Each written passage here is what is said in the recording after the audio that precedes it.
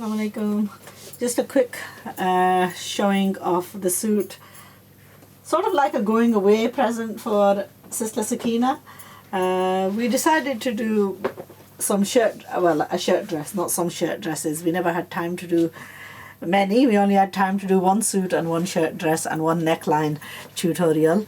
These 2 weeks have passed by so quickly, I can't even begin to tell you how they've flown by. Anyway, these net jackets I've made loads for myself and other family members and for customers, and I wanted her to really try it out because I absolutely adore these, because they're so versatile and you can wear them with so many different outfits. So what we decided to do with this was, because it had a black trouser, I decided to do like a black trim, and it was a green dress, so I chose a maroon and green lace and then sort of edged it with just a little bit of black, and also used the black edging. I'm just going to put a couple of hooks on here just to close it up. So this is the overcoat, and hopefully what I'm going to do is I'm going to take my camera with me and we'll do a small little goodbye at the airport if we're not in tears and if we manage to hold back the tears. And anyway, this is the dress. I already uploaded a picture to Facebook, so I'm sure many of you have already had a bit of a preview of it. The dress is the similar one to the one that I made in black. It's almost like a I don't know what name. It's like, I don't know, there is a style, but I can't seem to bring it to my head.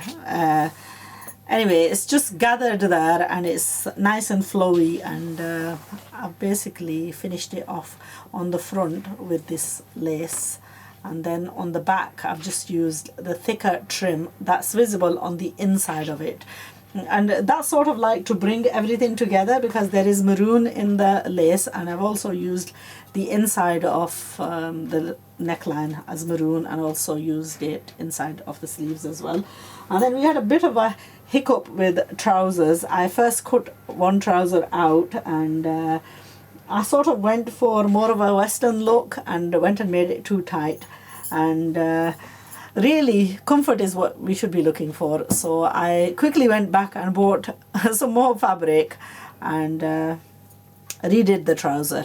Now, there was a tip that I was passing on to Cindy earlier on, that if you ever have problem with 2.5 yards of fabric and you've cut a trouser out, and if you are a large size and if it comes out too tight, then what I would suggest is to unpick the whole of the trouser and swap your pieces around.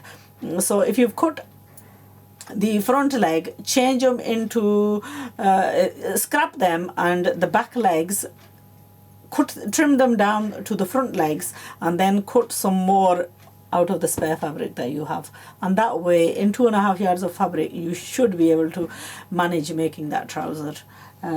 Luckily I did have some of that fabric, but I went and bought some more, which I was going to get 2.5 yards and just cut a full trouser, but then the retailer there made a mistake and he just gave me 2 yards.